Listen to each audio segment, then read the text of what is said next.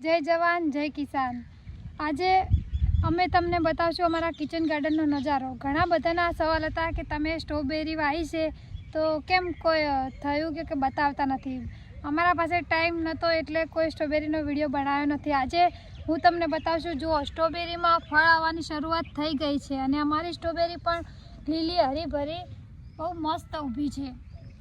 Kitchen ગાર્ડનમાં અમારે 17 થી 18 પ્રકારના નવા પ્રકારની શાકભાજી વાવેલી છે।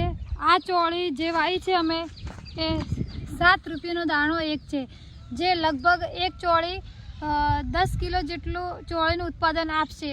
આ ચોળીના અમે વિડીયો એટલા માટે નથી મૂક્યા કે ઉત્પાદન મળે છે કે નથી મળતું। અમે આ વખતે ટ્રાય કર્યો છે અને આવતી સાલે અમે બધાને કહેશું કે આ ચોળીનું ઉત્પાદન પણ સારું છે અને તમે વાવો।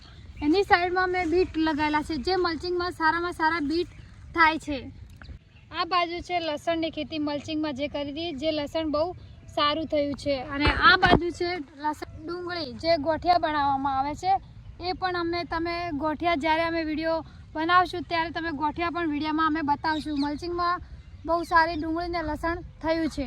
આ છે અમારી કાશ્મીરી મેથી, જે અમે આ પહેલી વાર લગાવી છે। કાશ્મીરી મેથી ખાવામાં બહુ સારી છે અને દેખાવામાં પણ એકદમ અલગ લાગે છે। અને દેશી મેથી પણ અમે વાવી છે, એ પણ હું તમને બતાવી દઉં। આ છે અમારી દેશી મેથી અને જે સાઈડમાં ફુલાવર જેવું દેખાય છે એ લીલું ફુલાવર, જેને અમે બ્રોકોલી કહીએ છીએ, જે ખાવામાં ટેસ્ટ સારો હોય છે વ્હાઈટ કરતાં પણ। આ છે મલ્ચિંગમાં મૂળાની ખેતી। તમે જોઈ શકો છો કે એક થી 1.5 મહિનો કદાચ થયો હશે। જો મૂળો કેટલો બહાર આવી ગયો છે। આપણે પાળીઓ આવે તો આટલા બધા બહાર આવતા નથી। વ્હાઈટ મૂળાની ખેતી તો બધાએ કરી છે, પણ આ વખતે અમે લાલ મૂળાની ખેતીનો પણ ટ્રાય લીધો છે, જે સારામાં સારો થયો છે। આ છે અમારે લાલ મૂળા, જે દેખાવના ગાજર જેવા હોય છે। વધારે વાવ્યા હતા, પણ જે બહારથી આવે એમને નીકાળીને ટેસ્ટ કરવા અમે આપ્યા હતા કે લાલ મૂળા ખાવામાં કેવા હોય છે। અમે તો હજી ખાઈને ચેક કર્યા નથી, પણ બીજાને ચેક કરાયા છે। 2-4 અહીંયા ઊભા છે ને 2-4 આગળ ઊભા છે। આ છે અમારી મલ્ચિંગમાં જીરાની ખેતી, જે અમે ટ્રાય કર્યું હતું કે મલ્ચિંગમાં જીરું થાય કે નથી થતું, પણ અમારે જીરું સક્સેસ થયું છે। આ વખતે અમે 2 લાઈન કરી હતી। આવતા વર્ષે અમે એને 3 થી 4 લાઈન કરશું, જેથી જીરું સારું ને ઉત્પાદન વધારે મળે। આ છે અમારા મલ્ચિંગમાં ઘઉં, જે સારામાં સારા થયા છે, કોઈ પડવાની શક્યતા નથી અને એનો ગ્રોથ પણ સારો થયો છે। આ વખતે અમને એવું લાગ્યું કે અમે આવતા વર્ષે પણ મલ્ચિંગમાં ઘઉં વધારે કરશું।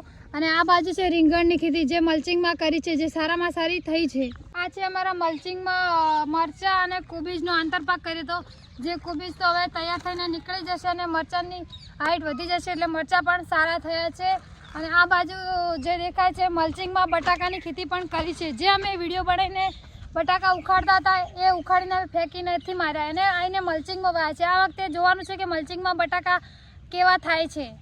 આ છે અમારી મલ્ચિંગમાં વટાણાની ખેતી, જે બહુ સારામાં સારી થઈ છે અને હવે આ વટાણા આવવાની શરૂઆત પણ થઈ ગઈ છે। અને આ બાજુ છે અમારે મલ્ચિંગમાં ધાણાની ખેતી, જે આપણે ગમે તે શાકભાજી બનાવીએ તો એમાં ધાણા તો આપણે જુએ જ, અને ઘરે શહેરમાં હોય કે ગામડે હોય, ધાણાની ખેતી તો ગમે ત્યાં થઈ શકે। જમીન હોય તો પણ થાય, અને આપણે બોટલમાં કે કુંડામાં કરીએ તો ધાણાની ખેતી પણ સારામાં સારી છે। તો આ હતો અમારો કિચન ગાર્ડનનો નજારો। તમને કેવો લાગ્યો કોમેન્ટ કરજો। જય જવાન જય કિસાન। અમારા આવા વિડીયો તમે જોતા રહેજો।